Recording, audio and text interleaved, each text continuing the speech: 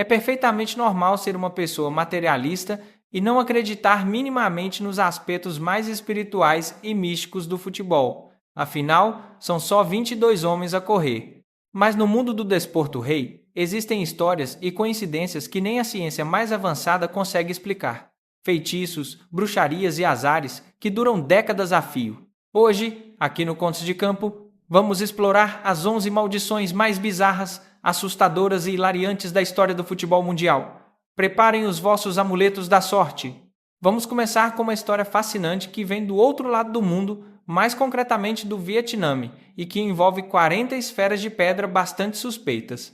No Estádio Nacional de Mai Dinh, havia 40 bolas de pedra maciça ligadas por correntes de ferro, colocadas logo na vedação da entrada. Ninguém sabia bem de onde vieram. O problema é que a seleção vietnamita tinha sempre resultados desastrosos quando jogava em casa. Entre 2004 e 2014 foi um verdadeiro festival de desilusões. Naquela altura, um empresário fanático por futebol chamado Kie Hu To sugeriu mover estas 40 esferas. Segundo ele, uma bola de futebol foi feita para rolar livremente. Ao estarem acorrentadas, as esferas representavam energia morta segundo o Feng Shui, trazendo uma aura de azar terrível para o estádio e prendendo o talento dos jogadores. Inicialmente, sugeriram apenas remover as correntes, mas isso iria partir as esferas. Então a gestão do estádio decidiu remover tudo na calada da noite, em dezembro de 2018. Foi exatamente um dia antes da segunda mão da meia-final da Taça AFF contra as Filipinas. E adivinhe só, mal as pedras saíram de cena, o Vietnã venceu por 2-1. Essa vitória garantiu um lugar na final e eventualmente a conquista do troféu após 10 anos de espera. Daí em diante, o futebol vietnamita entrou numa verdadeira era dourada de vitórias. Não há provas científicas de que tirar umas pedras do caminho traga vitórias, mas o efeito psicológico do Feng Shui deu um empurrãozinho. Como diz o povo, pelo sim, pelo não, mais vale acreditar. Falando em superstições em estádios, temos agora a misteriosa e um pouco macabra história dos 7 gatos pretos. Esta leva-nos numa viagem no tempo até a Argentina dos anos 60. Naquela década, o Racing Club era o rei indiscutível do futebol na Argentina e na América do Sul. Ganhavam tudo o que havia para ganhar e, claro, a inveja dos rivais começou a acumular-se. Em 1967, enquanto o Racing celebrava sua primeira Taça Libertadores, um grupo de adeptos do Independiente, o seu maior rival, decidiu agir nas sombras. Eles invadiram o relvado do estádio do Racing durante a noite e enterraram os cadáveres de 7 gatos pretos, uma maldição pesada para garantir que o Racing nunca mais voltaria a vencer. E a verdade é que a maldição resultou quase instantaneamente. A partir da época seguinte, o Racing perdeu o rumo, ficou sem fôlego e mergulhou numa crise desportiva que parecia não ter fim. A direção do clube tentou de tudo, desde rituais espirituais, limpezas de Feng Shui, até convidar bruxos famosos para benzer o relvado. Mas o feitiço dos felinos era forte demais. Mandaram escavar o estádio inteiro à procura dos gatos. Encontraram os ossos de 6 deles, mas faltava um. E o clube continuou a sua travessia no deserto das derrotas durante décadas. Só em 2001, 34 anos depois, o novo presidente lançou uma escavação sem precedentes. Estava disposto a virar o estádio do avesso até encontrar o último felino. E, finalmente, os ossos do 7º gato foram descobertos. A maldição foi quebrada. Nesse mesmo ano, o Racing venceu o Campeonato Apertura, o seu primeiro título em 34 longos anos. E por falar no número 7, temos uma maldição que parece não ter fim à vista. É a terrível maldição da camisola número 7 no mítico Manchester United. Uma verdadeira dor de cabeça. Desde que Cristiano Ronaldo saiu em 2009, nenhum jogador que vestiu a mítica camisola 7 no United conseguiu ter sucesso. E não estamos a pedir que sejam um CR7. Atenção, todos eles foram desilusões completas. E não eram jogadores quaisquer, eram estrelas talentosas. Mas vestir o 7 em Old Trafford transformou-se num bilhete direto para o fracasso. Tivemos Michael Owen, que passou pelos pingos da chuva. Tivemos Antônio Valência, que vestiu o 7 por uma época e pediu logo para mudar porque a pressão era simplesmente insuportável. Tivemos Ángel Di Maria, que chegou como uma superestrela, esteve lá um ano, saiu a mal e hoje é um autêntico antifã do clube. E não podemos esquecer Memphis Depay ou Alexis Sanches. E a lista continua com Edinson Cavani, Jadon Sancho e até Mason Mount, que atualmente passa mais tempo no departamento médico do que propriamente a espalhar magia no relvado. Para terem uma ideia, todos os jogadores que usaram o 7 do United na era pós-Ronaldo marcaram, no total, cerca de 30 golos na Premier League. 30 golos, todos juntos. Depois, o próprio Cristiano Ronaldo regressou, vestiu o 7 novamente e marcou 19 golos numa só época. Parece que a camisola só reconhece a ele como seu verdadeiro dono. O peso de lendas como George Best, Cantona, Beckham e Ronaldo cria uma expectativa irreal. Hoje em dia, vestir o 7 no United é como calçar uns sapatos de chumbo antes de uma maratona. De forma muito semelhante, a camisola número 9 no Chelsea parece partilhar o mesmo destino trágico. Ninguém no seu perfeito juízo quer vestir aquele número em Stamford Bridge. Depois da saída da lenda Jimmy Floyd Hasselbaink, nenhum avançado conseguiu vingar com o 9 nas costas nos Blues. E olha que eles tentaram com nomes que metiam medo a qualquer defesa. Fernando Torres, Hernán Crespo, Álvaro Morata, Radamel Falcao, Gonzalo Higuaín, Romelu Lukaku, nomes de peso, não é? Pois bem, todos eles falharam miseravelmente com este número. Em 2011, o Chelsea gastou uma fortuna louca por Fernando Torres, que na altura era um dos melhores pontas de lança do mundo. Fizeram tudo bem, exceto dar-lhe a camisola 9. O homem que marcava golos por diversão no Liverpool chegou ao Chelsea e parecia que tinha desaprendido a jogar a bola. Falhanços incríveis e uma falta de confiança assustadora. Crespo era uma força atacante monstruosa na Argentina e em Itália, mas no Chelsea parecia um gatinho assustado. E Falcao, o temível tigre, marcou a módica quantia de um golo em 10 jogos. Higuaín, que estava habituado a marcar ao lado de Ronaldo no Real Madrid, chegou ao Chelsea, marcou 5 golos e fez as malas passado uns meses. A camisola 9 engoliu-o vivo. Romelu Lukaku tentou a sua sorte 2 vezes. Na primeira não marcou, na segunda fez 15 golos, mas arranjou confusão com toda a gente. Lesões, má forma, o pacote completo do azar. É impressionante como avançados de classe mundial chegam a Londres e de repente esquecem-se de como empurrar a bola para o fundo das redes. A camisola 9 do Chelsea devia ser reformada. Felizmente, Didier Drogba, a maior lenda do ataque do Chelsea, usava o número 11. Se ele tivesse escolhido o 9, se calhar o Chelsea não teria ganho metade dos títulos que ganhou. Ainda em Londres, temos outra maldição, mas esta é muito mais sombria e assustadora. É a maldição do ex-jogador do Arsenal, Aaron Ramsey, o verdadeiro embaixador da morte no futebol. Existe uma coincidência macabra. Sempre que Ramsey marca um golo, uma figura pública mundialmente famosa morre pouco tempo depois. Os adeptos até lhe pedem para parar de marcar. Quando o homem se aproxima da baliza, metade do mundo prende a respiração. Por favor, Ramsey, faz só assistência, não chutes. É uma brincadeira de mau gosto que ganhou contornos reais. Por exemplo, Ramsey marcou o único golo contra o Manchester United em maio de 2011. No dia seguinte, as notícias anunciavam a morte do terrorista Osama Bin Laden. Em outubro do mesmo ano, num domingo, Ramsey faturou na derrota contra o Tottenham. Poucos dias depois, o cofundador da Apple, o gênio Steve Jobs, deixava o nosso mundo. Em novembro de 2013, ele marcou contra o Cardiff City. Pouco tempo depois, o ator Paul Walker, da saga Velocidade Furiosa, faleceu num trágico acidente de viação. E a lista é arrepiante. A cantora Whitney Houston morreu horas depois de um golo seu em 2012. E o ator Alan Rickman faleceu um dia após Ramsey marcar contra o Liverpool. Claro que isto não passa de uma coincidência estatística bizarra. Mas a lenda de que o pé direito de Aaron Ramsey é uma verdadeira foice da morte e vai ficar para sempre na história.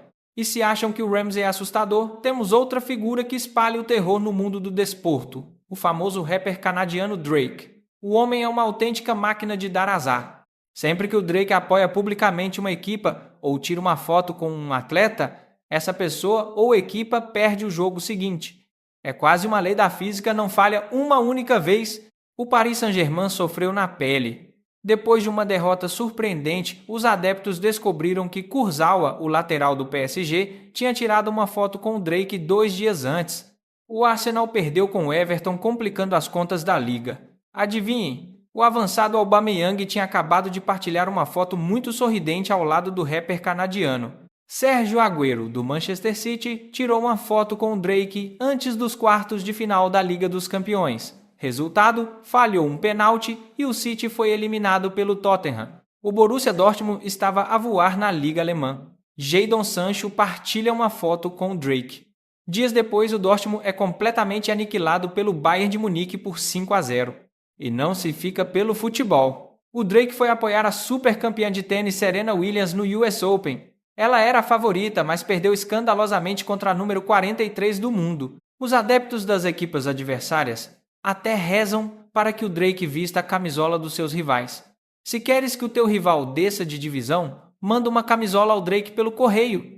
É um toque de Midas ao contrário. Tudo que o Drake apoia transforma-se em chumbo. Se ele alguma vez disser que gosta do Contos de Campo, o meu canal é apagado no dia seguinte. A maldição das previsões do Rei Pelé. O maior jogador de todos os tempos tinha um talento incrível com a bola nos pés, mas como vidente, era um verdadeiro desastre com pernas.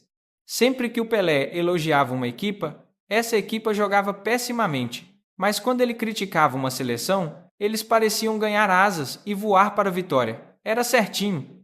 No Mundial de 94, Pelé elogiou a Colômbia e o astro Valderrama. Disse que chegariam pelo menos às meias finais. A Colômbia nem sequer passou da fase de grupos.